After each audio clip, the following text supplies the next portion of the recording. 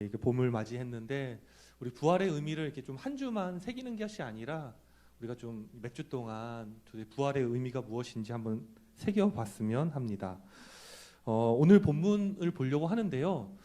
그 오늘 본문 보기 전에 부활의 첫 번째 증인인 막달라 마리아가 이제 동산에 올라서 그 주님의 시신에 향품을 부어주려고 했거든요. 근데 그 상황들을 한번 봤으면 하는데요. 이 상황들은 정말 칠흑같이 어두운 밤입니다. 하나님 백성과 또 로마 제국이 손에 손잡고 벽을 넘어서 하나님의 아들을 죽였거든요. 특별히 로마서 13장 1절 보면은요, 이런 말이 있어요. 세속적인 권세에 복종하라. 권세는 하나님으로부터 나지 않은 것이 없다. 이런 말씀 아세요 혹시? 되게 생소하죠, 오랜만에. 이런 말씀 있는지 알았어요? 세속적인 권세에 복종하라. 권세는 하나님으로부터 나지 않은 것이 없다. 그걸 무조건 복종해야 되나요? 세속적인 권세에? 어떻게 생각하세요? 굉장히 낯선 말씀인데 이런 말씀이 로마서 13장에 있습니다. 근데 이 권세를 잘못 사용하면 무섭습니다. 그죠? 하나님의 아들도 죽일 수 있는 그런 권세라는 것이죠. 근데요, 이 사람들이 믿는 사람보다 더 똑똑합니다. 왜냐하면 이들은 기억했어요. 주님이 다시 부활하신다는 얘기를. 그래서 마태복음 27장 보면 어떻게 하죠? 그러니까 안식일 날에 바리새인들, 대제사장들, 그리고 빌라도가 모여서 모의를 합니다. 주님이 부활했다고 제자들이 거짓말할 수 있으니까 그 부활하신 무덤에다 경비병을 세우자. 이 이미지를 한번 생각해 보세요. 주님 그러니까 주님이 죽으신 그 무덤가 주변에 경비병들이 삼엄하게 경계하고 있는 겁니다. 저는 우리가 이제 제가 이제 정치 얘기하려고 하는 게 아니라 이번 선거를 통해서 여러분들 예상하셨습니까? 막 이래요. 그러니까 시대가 세상이 바뀌고 있는 거예요. 이성의 시대로, 평등의 시대로, 인권의 시대로요. 제가 이걸 긍정하려고 하는 게 아니라 제가 이제 요즘에 이제 레미제라블 막 그 OST를 막 들으면서 엄청 막 영어 가사를 번역하면서 엄청 감동을 받고 있어요. 그러면서 그 책 얘기를 한번 보고 싶었는데 그 레미제라블의 시대가 뭐냐면 프랑스 혁명이 일어나던 시대예요. 근데 프랑스 혁명이 어떻게 일어나냐면 그 부패한 왕정을 극복하고 어떻게 했죠? 시민들이 혁명을 일으킨 거죠. 그래서 군주정 뭐라 그러죠? 민주적인 사회를 만들려고 한 건데 중요한 게 그것을 일으켰던 주축의 사람들이 어떤 사람들이냐면요, 그 지식인들이에요. 이성적인 사람들. 그러니까 이성적인 사람들은 평등이 중요합니다. 그때 기억나세요? 애니그램 할 때 이성적인 사람, 또 이게 감성적인 사람마다 다 다르거든요. 이들은 평등을 얘기하고 어떻게 보면 인권을 얘기하고, 근데 이들이 이렇게 주장할 때 가장 반대되는 세력은 뭐였냐면 이 시대의 카톨릭이었어요. 기독교 세력이었어요. 그러니까 이들은 그 이성에 대한 열정을 가지고 기독교를 부정하고 무시하고 파괴하려고 했는 거예요. 근데 한국 사회는요, 물론 여러 이제 민주화 과정들이 있었지만 이런 과정들을 건강하게 못 거쳤다고 저는 생각을 해요. 왜냐하면 조선 시대에서 넘어갈 때 어떻게 됐죠? 일제를 경험하면서 일제의 어떤 힘에 의해서 저희가 경제 개발을 이루고 또 군부 독재 때 경제 개발을 이뤘기 때문에 시민들이 자발적으로 이렇게 일어선 적은 거의 없거든요. 그러니까 제가 말씀드리고 싶은 거는 이성의 시대로 갈 거라는 거예요. 세상은 그렇게 변해 갈 거예요. 종교를 부정하는 방향으로 갈 거예요. 또 우리 편이 아닌 사람들은 지성인이 아니라고 여러분을 비난할 거예요. 그리고 우리를 구체자라고 하면서 경멸할 거예요. 이성이 신의 자리를 차지한 것 같고 기독교는 밀려난 것 같은 시대. 그러니까 우리 선배 세대들은 달라요. 그러니까 선거 결과를 보면 60대, 50대랑 30대, 40대 이하랑 표가 확연히 갈려요. 근데 우리가 살아가는 시대는 그런 시대가 될 거라고 말씀드리는 거예요. 그때 여러분들은 기독 청년으로서 어떻게 살아갈 건지 한번 질문하고 답해 보시기를 간절히 좀 부탁을 드리고 싶어요. 왜냐하면 어떻게 보면 이거는 뭔가 변화를 꿈꾸고 혁명을 꿈꾸는 세상을 살아가는 우리가 기독교인으로 서 있어야 될 자리는 어디인가? 혁명인가? 아니면 전통을 지키는 것인가? 아니면 예수님은 그것과 뭔가 다른 걸 말씀하셨는가? 여러분들이 한번 고민해 보시기를 바랍니다. 오늘 말씀을 통해서요. 재미있겠죠? 저는 재미있게 준비했습니다. 네. 그래서 신약의 이야기들을 한번 보시면 오늘 이야기도 그래요. 오늘 주인공이 누구죠? 막달라 마리아예요. 어떤 사람인지 아시죠?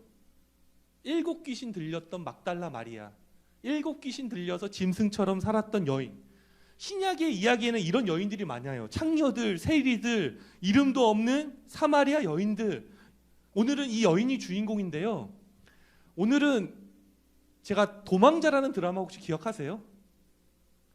여러분 추격하는 드라마 좋아하세요? 막 도망가고 쫓기고. 예, 오늘은 좀 이 추격신을 하듯이 오늘 본문을 좀 보려고 해요. 누가 도대체 이성의 시대, 평등의 시대, 혁명의 시대에서 살아가는 사람들 가운데 누가 부활하신 주님께 이르러서 정말 기독 청년답게 살아갈 것인가? 누가 될 것 같아요? 여러분 답을 아세요? 여인일까요? 예수님의 제자들일까요? 아니면 제3의 인물일까요? 첫 번째, 이 상엄한 경비를 뚫고 나온 여인이 있어요. 그게 오늘의 주인공입니다. 그죠? 막달라 마리아죠. 한번 우리 오늘 이거 다시 해봅시다. 우와 한번 해보세요. 우와, 이야, 막달라 마리아에게 우리가 하는 겁니다. 우와, 이야, 대단하다. 왜 대단한 거죠? 이 상엄한 경비를 뚫고 부활하신 주님께 이르려고 하기 때문인 거예요. 오늘 본문을 보면요, 안식 후 첫날이라고 돼 있거든요. 안식 후 첫날. 그러니까 십자가에 죽은 금요일 다음 날이에요. 중요하죠. 왜냐하면 우리가 주일날 예배드리는 이유가 이 부활하신 날이 우리가 예배드리는 날입니다. 근데 안식일에는 토요일이잖아요. 그렇죠? 유대인들 안식일 토요일 지키는 거 아시죠? 근데 이날은 아무것도 안 하기 때문에 아무도 움직이지 않았던 거예요. 근데 다음 날 아침에 아마 어둠이 아직 남아있을 때 한 새벽 5시 정도 된 것 같아요. 근데 예수님의 무덤한 삼엄한 경비가 막고 있음에도 불구하고 한번 상상해 보세요. 막달라 마리아가 확신에 찬 얼굴로 동산의 긍정적인 마음으로 내가 예수님 시신에 향품을 발라주겠다는데 안 해주겠어?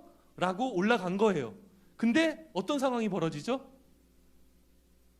요한복음 20장 1절 한번 읽어봅시다. 한번 같이 읽어보세요. 같이 읽어보겠습니다. 안식 후 첫날 일찍이 아직 어두울 때에 막달라 마리아가 무덤에 와서 돌이 무덤에서 옮겨진 것을 보고. 여기서 중요한 건 경비병은 사라졌고 예수님의 무덤의 돌은 옮겨진 거예요. 근데 이 막달라 마리아가 이때 어떻게 됐죠? 어떻게 했을 것 같아요? 화들짝 놀란 겁니다. 두려움이 엄습해 온 겁니다.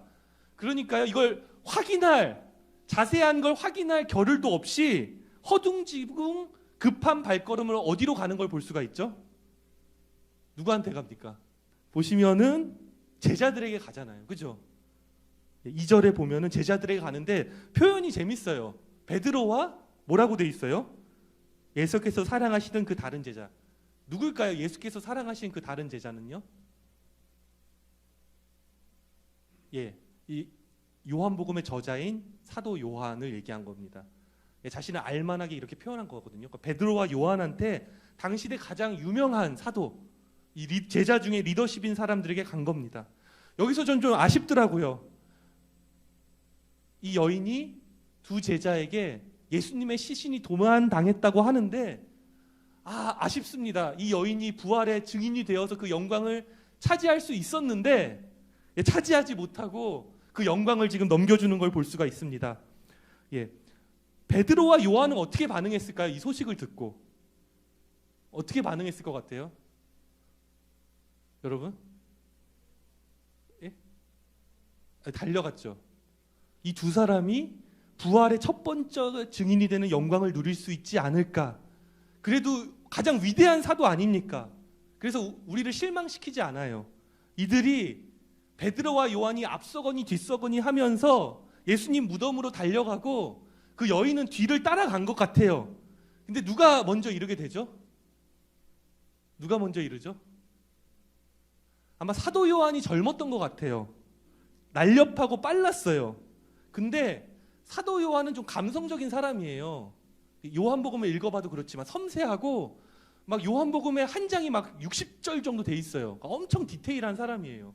그러니까 가서 이제 무덤 주변을 자세히 관찰하고 막 이랬던 거예요. 그러니까 그 사이에 베드로는 겁도 없고 무모하잖아요. 그죠? 예. 그래서 먼저 무덤 안에 베드로가 들어가게 되는 것을 볼 수가 있습니다. 그러면 요한복음 20장 6절부터 7절 말씀 한번 같이 한번 읽어봅시다. 한번 같이 한번 읽어볼게요. 시몬 베드로는 따라와서 무덤에 들어가 보니 세모퍼가 놓였고 또 머리에 쌌던 수건은 세모퍼와 함께 놓이지 않고 딱 곳에 쌌던 대로 놓여 있었다라고 되어 있습니다. 그러니까 중요한 건요, 베드로가 무덤 안에까지 이르게 됐어요. 그런데 그리고 무덤 안에 그 긴 의자에, 예수님이 안치됐던 긴 의자에 뭐가 있는 걸 보게 되죠? 머리에 쌌던 수건과 입으셨던 세마포가 있는 것을 보게 됩니다. 하지만은 부활하신 주님도 만나지 못하고 천사도 보지 못하게 되는 것을 볼 수가 있거든요.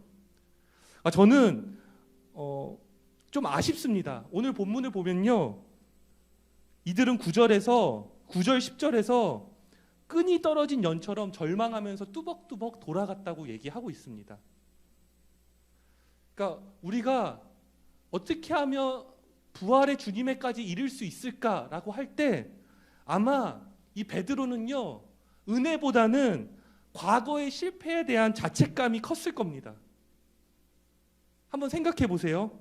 주님이 십자가 지신다고 말씀하실 때 도리어 자신이 예수님을 꾸짖었고, 십자가 지기 전날 밤에 주님은 나와 함께 기도하자고 말씀하시는데 졸다가 도망가고 그분을 부인했던 베드로.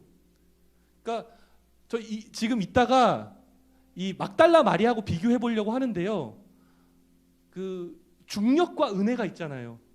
근데 과거의 실패에 대한 중력이 나를 누르니까 부활하신 주님은 가까이 이르렀어도 보지 못하고 절망하고 실망하고 끈이 떨어진 연처럼 돌아가는 모습을 볼 수가 있습니다. 그냥 집으로 돌아간 거예요. 9절에서 뭐라고 얘기하고 있죠? 한번 같이 읽어볼까요? 9절 한번 같이 읽어볼게요. 괄호를 치면서 부연 설명을 했습니다. 같이 봅시다. 그들은 성경에 그가 죽은 자 가운데서 다시 살아나야 하리라 하신 말씀을 아직 알지 못하더라. 예. 오늘 좀 약간 본문을 새롭게 보려고 하는 겁니다.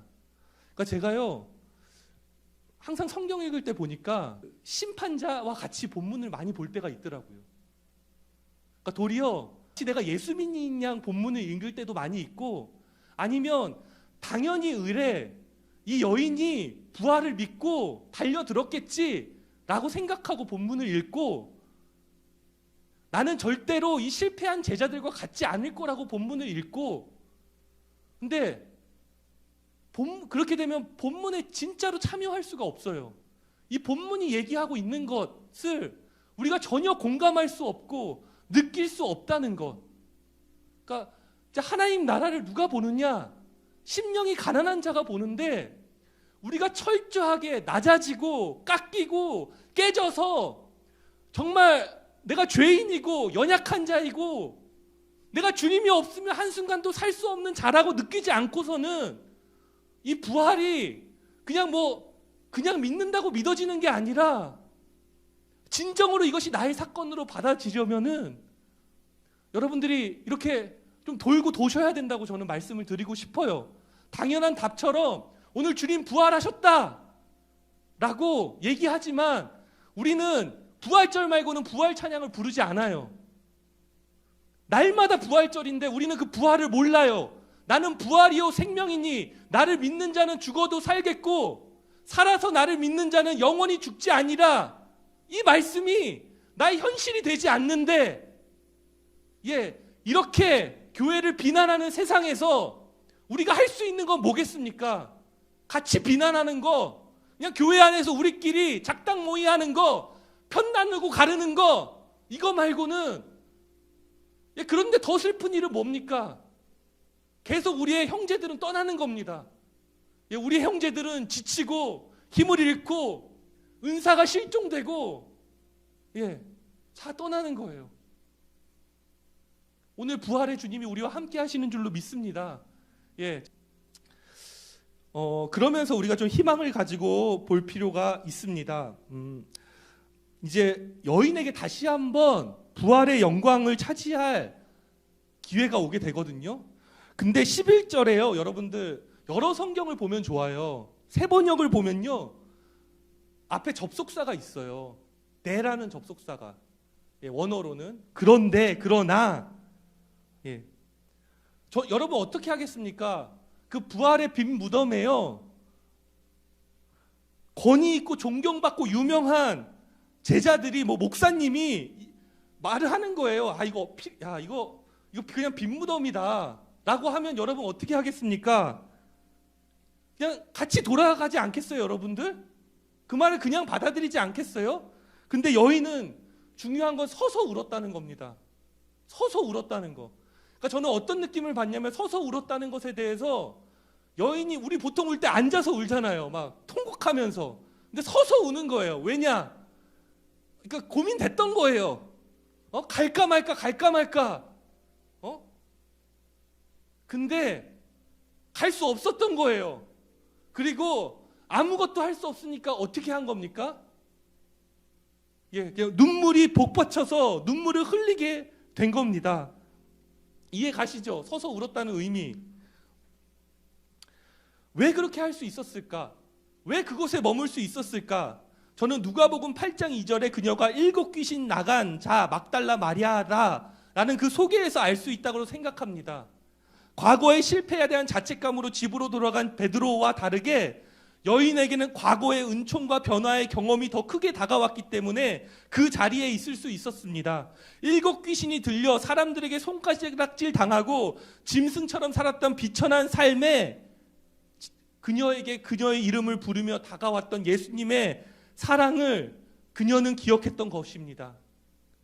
제가 어떤 마음이었을까 이 여인의 마음을 하면서 레미제라블 OST를 들어봤어요. 근데 비스홉이 이제 목사님, 사제 이런 뜻이거든요. 근데 이 장발장이 그 미리엘 신부가 그 은잔을 주면서 구원을 베풀었을 때 그때 했던 고백 가사를 한번 읽어드릴게요. 아마 이런 마음이 아니었을까. 그런데 이 사람은 나에게 사랑을 가르쳐주고 내 영혼을 어루만질 수 있게 허락했네. 그는 나에게 일반 사람처럼 대해주고 그는 나에게 믿음을 주고 형제라 불렀지. 내 영혼은 하나님의 것이라고 말했지. 그러니까 이 여인은 용기를 냈던 겁니다. 그래서 아까는 두려움에 휩싸여 무덤에 들어가지 못했는데 이제는 구부려서 무덤 안을 들여다봅니다. 근데 거기에 뭐가 있었던 거예요? 천사가 이미 있었던 거예요. 근데 제자들은 보지 못했고 하지만 이 여인은 보게 된 겁니다. 근데 이 천사가 뭐라고 말하고 있죠? 여자여 어찌 우는가? 여러분 질문하는 게 너무 중요합니다. 여자여 어찌 우는가? 이거 오늘 우리에게도 하는 말씀입니다. 종원아, 너는 어찌 우느냐? 왜 우느냐? 진정한 부활의 의미를 아느냐? 그 무덤의 돌들이 흔들리고 세상 권세가 예수님의 생명을 가둘 수 없었기 때문에, 그리고 그 사랑에 무력하지 않음을 이 빈 무덤이 보여주고 있지 않으냐?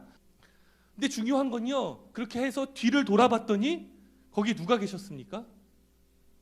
예수님께서 계셨습니다. 중요한 건요, 이 부활하신 주님은 우리가 무슨 추격하고 쫓고 쫓기면서 먼저 쟁취해야 될 어떤 대상이 아니라는 거 여러분께 말씀드리고 싶습니다. 여러분이 그렇게 주님을 수단 삼아서 쟁취하려고 할 때 부활하신 주님은 여러분 절대로 발견할 수 없습니다. 근데요, 이 여인이 울고 실패하고 자신의 연약함을 인정하고 어떻게 보면 자살하고 싶고 죽고 싶고 그 가운데 눈물 흘릴 때 발견하게 되는 겁니다. 주님은 멀리 계시지 않았다. 주님은 가까이 계셨다. 이 주님께서 묻는 질문을 한번 들어보세요. 예수님 뭐라고 하시냐면 어찌하여 울며 누구를 찾냐고 말씀하고 계시는 것입니다. 여러분, 예수님의 부활이요, 인간의 이성으로 상상할 수도 없는 변혁과 회복의 가능성이 이 안에 있음을 여러분 믿으시기를 바랍니다. 아버지와 아들과의 사귐 안에서요, 이 세상에 줄 축복과 회복의 약속은 넘치고도 넘치는 것입니다. 하지만요, 과거의 실패, 과거의 은혜, 오늘의 부활을 살지 않으면요, 우리는 이 낯선 예수님의 모습을 알아보지 못합니다.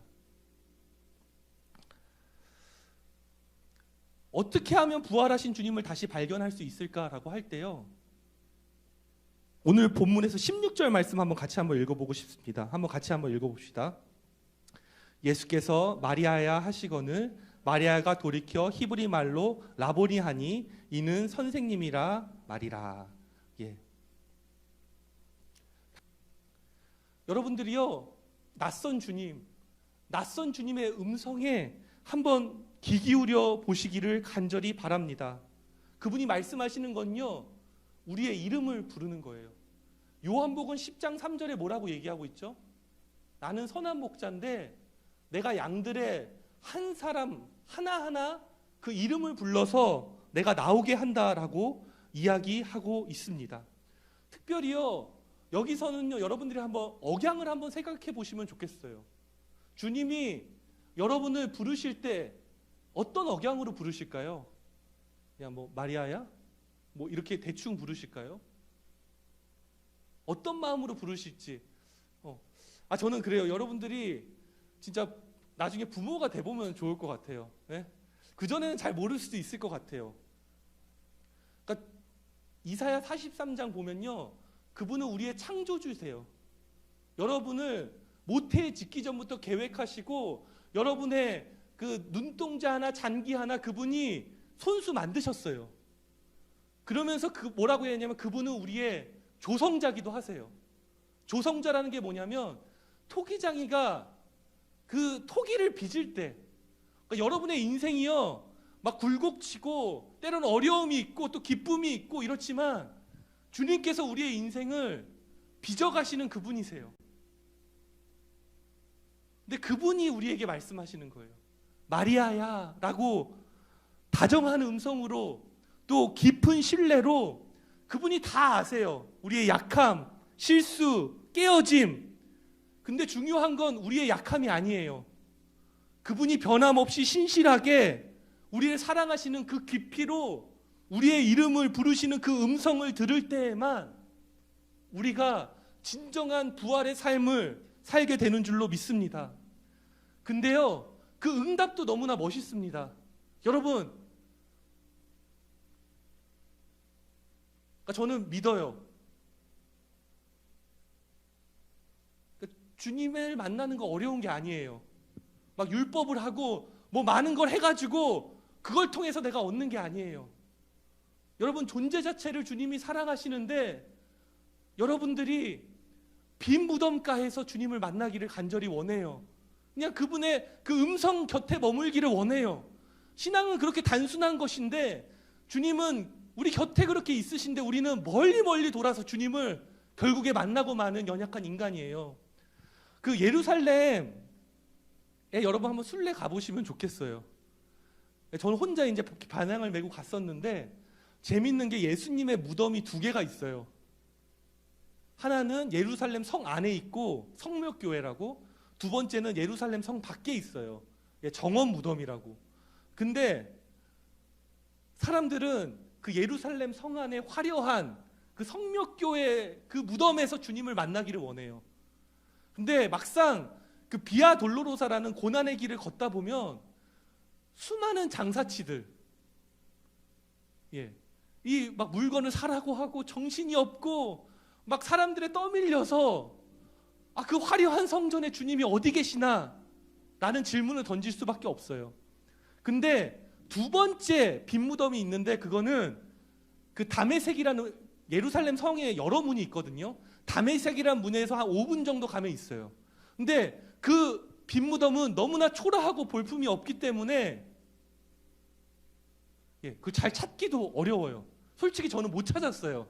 너무나 거기에 가보고 싶었는데. 그러니까 여러분들 화려한 곳에서 진짜 거기 생명이 있는지 한번, 그러니까 단순히 리빙이 아니라 리빙이 뭔지 알아요? 생존하는 거예요. 이렇게 하면 살아남는 거예요. 예? 이런 거 필요합니다. 예. 내가 생존하려면 모두 있어야 되고, 좀 나처럼 저처럼 이렇게 배 나오면 안 되고, 예? 또 이렇게 좀 뭔가 갖춰줘야 되고, 이게 리빙이라고요. 현실에서는 이거 필요해요. 하지만 여러분들 그런 눈이 있기를 원합니다. 아무도 찾지 않는 예수님의 빈무덤, 거기에는 리빙은 없어요. 뭔가 보장해주지 않아요. 하지만 거기에는 라이프가 있어요. 생명이 있어요. 나는 부활이요 생명이라는 생명이 있어요. 내가 조금 부족하고 가지지 않아도, 그죠? 대단한 것이 없어도, 때로는 내가 오해받더라도 눈에는 눈, 이에는 이로 갚는 것이 아니라 그분이 나의 이름을 부르셨기 때문에. 야코바라는 게 전 너무 좋았어요. 이스라엘이라 부르지 않고 속이는 자야. 너 나를 속이는 자잖아. 근데 주님 뭐라고 하시냐면요, 내가 너를 대속했기 때문에 두려워하지 말라고 하시는 거예요. 이제는 제가 주님의 것으로 살고 싶은데, 저는 너무 잘 알아요. 제가 주님의 것으로 살아도 또 깨지고 넘어지고 실수하고 다른 사람들 미워하고 정죄하고 내 뜻을 관철하려고 할 걸 알아요. 하지만 주님이 그걸 두려워하지 말래요. 왜냐하면 내가 그것을 위해서 십자가에서 대속했기 때문에. 또 주님이 그러면서요, 나를 부르십니다. 자신의 것으로 부르세요. 그러면서 뭐라면, 내가 불 가운데 다닐지라도, 불 속을 다닐지라도 내가 너를 그을리지 않게 하겠고 내가 너를 지키겠다 말씀하시는 거예요. 그러니까 그 전에 지금 이 마리아도요, 전혀 다른 삶으로 부르고 있는 거예요. 여러분들, 십자가의 은총과 부활이 그냥 내가 은혜 받고 그냥 좋고 이걸로 끝나는 것이 아니라, 그런 값싼 은혜가 아니라 주님은 우리를 부르고 있어요. 뭘로 부르냐고요? 이제 주님은 떠나실 거예요. 하나님 보좌 우편에서 온 세상을 통치하시고 만물에게 복 주시기 원하는데, 우리가 그분의 손과 발이 되드리지 않고 우리가 그리스도의 몸이 되지 않고서는 이 세상이 도저히 그리스도의 사랑도 구원도 은총도 알 수 없다는 것을, 우리를 통해서 그 일을 행하기 원하신다는 것을 그렇게 우리에게 말씀하시는 거예요. 다른 게 없어요. 이 주님의 음성을 듣는 거예요. 이 여인이 누가복음 9장에서 들었죠. 마리아야, 들었던 거예요. 하지만 그 인생이 녹록지 않았을 거예요. 주님이 죽으셨다는 소식을 듣고 그 십자가까지 이르렀지만 부활을 이해하지 못했어요. 근데 또 다시 그 빈무덤에 이르렀을 때 마리아라고 또 듣는 거예요. 근데 제가 말씀드리고 싶은 건, 제가 좀 미안한 게 있어요. 제가 좀 나이가 많아가지고 우리 청년들한테 좀 기대하는 게 커요. 그래서 때로 실망도 많이 해요. 근데 저도 20살 때 엉망진창이었던 걸 하나님 자꾸 기억나게 해주세요. 그때 너무 흔들렸고 너무 연약했고 내 감정조차 주체할 수 없었고. 근데 중요한 건요, 종원아, 마리아야, 이런 경험들을 하나하나 하면서 마치 드래곤볼에 구슬 모으는 거 알아요? 우리 세대만 아나? 사라자면 아시나? 그러니까 여러분들 안에 그 주님의 음성을 듣는 그 구슬들이 하나하나, 그 사건들이 만나게 되면 깨진 주체와 같은 내가 이제는 그분을 닮는 삶으로 변하게 되는 줄로 믿습니다. 그러면서 마지막으로 17절 말씀 같이 한번 읽어보았으면 좋겠습니다. 같이 한번 읽어볼게요. 예수께서 이르시되 나를 붙들지 말라. 내가 아직 아버지께로 올라가지 아니하였노라. 너는 내 형제들에게 가서 이르되 내가 내 아버지 곧 너희 아버지, 내 하나님 곧 너희 하나님께로 올라간다 하라 하시니라고 하고 있어요. 부활하신 주님이 한 가지 부탁하시는 게 뭐냐면요, 나를 붙들지 말라라는 그 한마디를 좀 여러분들 귀 기울여 보시기를 바랍니다. 왜 마리아가 붙들려고 했을까요? 주님은 아셨던 거예요. 마리아가 안주하기 원했던 거.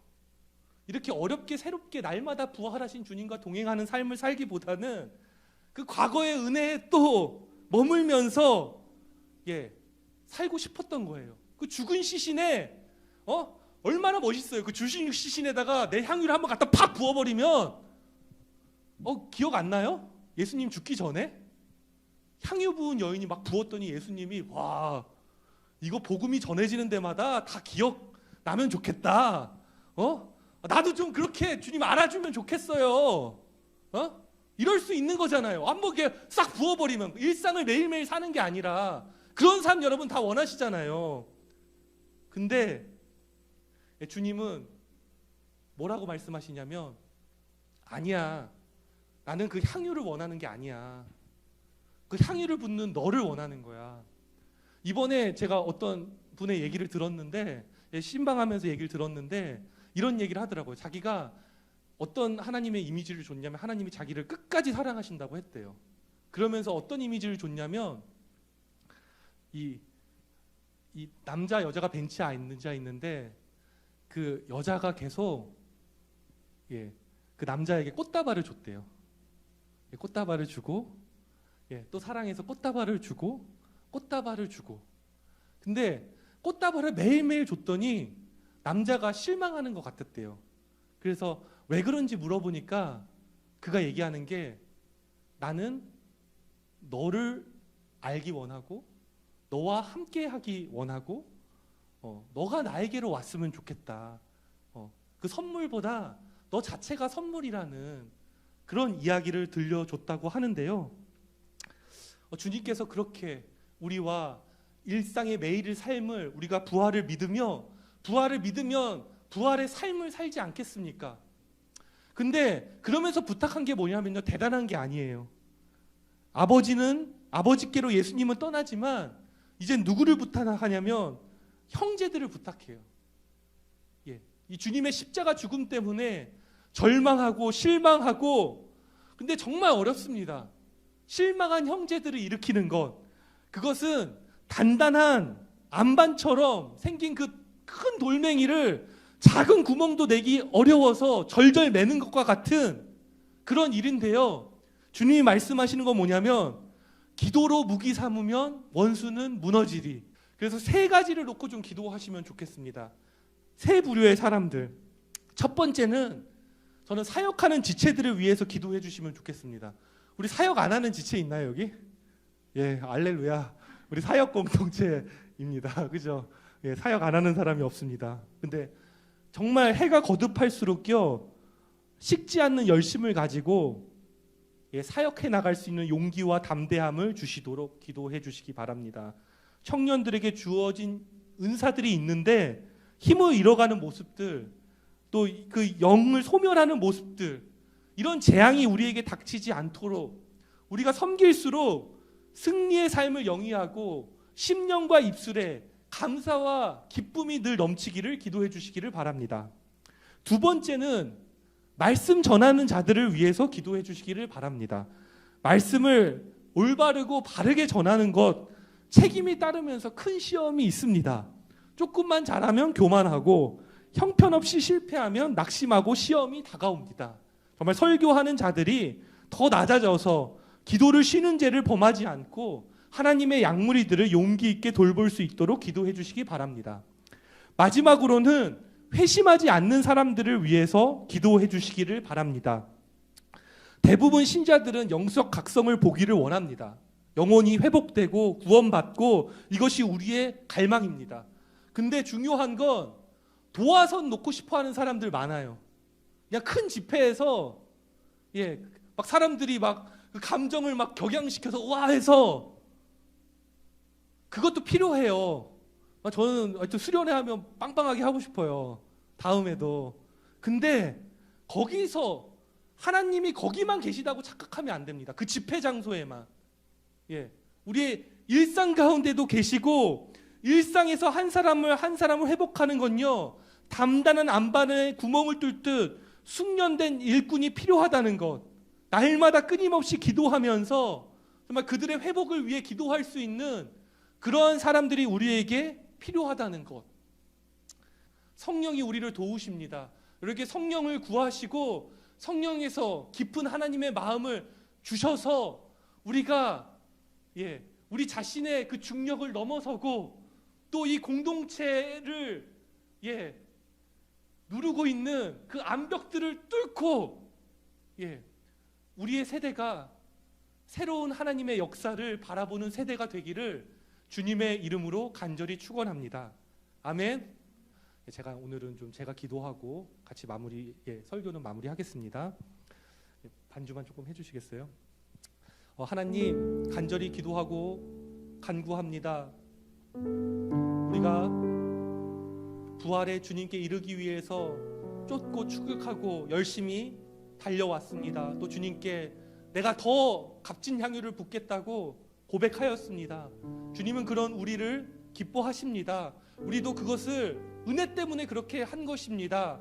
하지만 이 중력이 누르는 이 어두운 시대 앞에 주님은 말씀하십니다.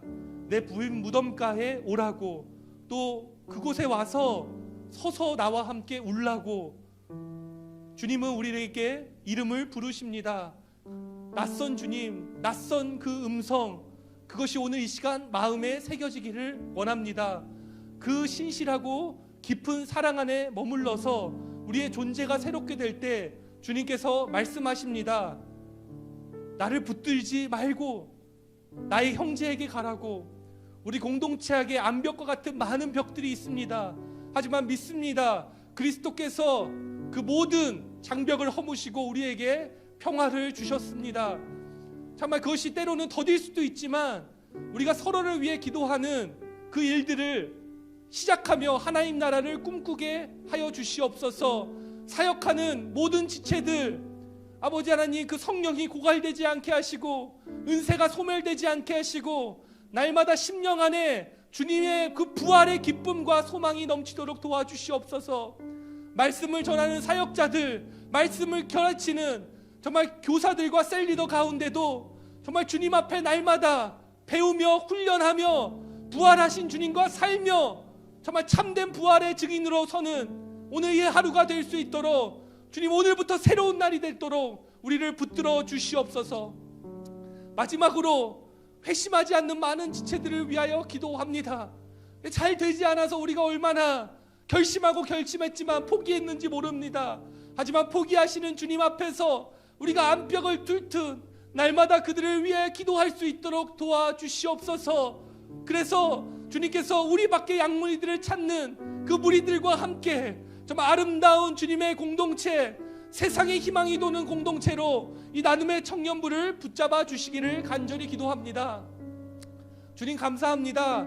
이 시간 이후에는 우리 결혼하는 우리 공동체의 부부가 있어서 또 그 이야기를 진심으로 듣게 하여 주시기를 간절히 기도합니다.